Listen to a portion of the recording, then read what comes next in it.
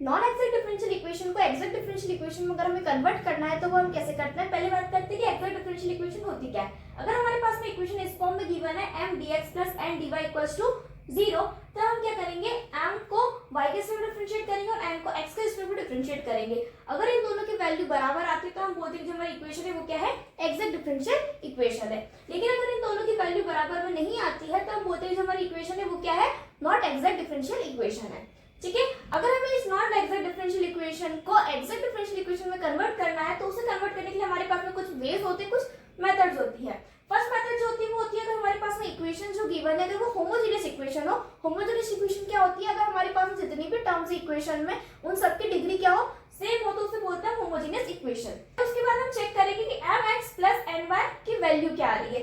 mx जो हमारे पास m की वैल्यू उसमें हम x को मल्टीप्लाई करेंगे, देन जो हमारे पास n होगी उसको हम क्या करेंगे, y के साथ मल्टीप्लाई करेंगे। इन दोनों को जब हम सम करेंगे अगर इनकी वैल्यू नॉट इक्वल टू 0 आती है तो हम क्या करेंगे, इंटीग्रेटिंग फैक्टर कैलकुलेट करेंगे। इंटीग्रेटिंग फैक्टर क्या होगा, 1/mx plus ny।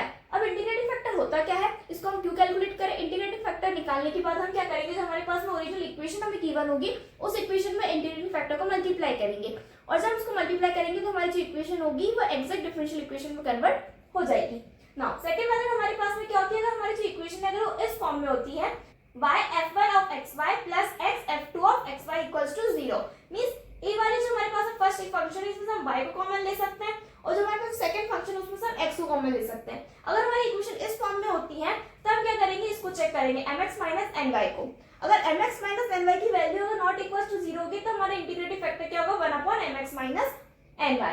Now third method हमारे पास में क्या होती है, अगर हमारे पास में हम इसको चेक करेंगे m/del y minus del n/del x whole upon n। अगर इसकी वैल्यू fx के बराबर में आती है, fx मतलब कि अगर इसको जब हम सॉल्व करते हैं जो हमारी इक्वेशन जो हमारे पास में आंसर आ रहा है अगर वो x के टर्म्स में होता है तब हम क्या करेंगे, जो हमारा इंटीग्रेटिंग फैक्टर होगा वो क्या होगा, e की power integrate f of x dx।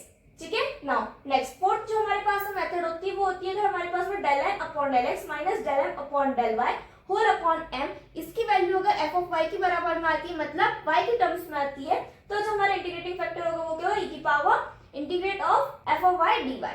ठीक है, अगर आपको इस टॉपिक का फुल एक्सप्लेनेशन चाहिए विद एग्जांपल्स तो मैंने इस पर डिटेल वीडियो बनाया है, डिस्क्रिप्शन में हम वहां से आप उसको देख सकते हैं।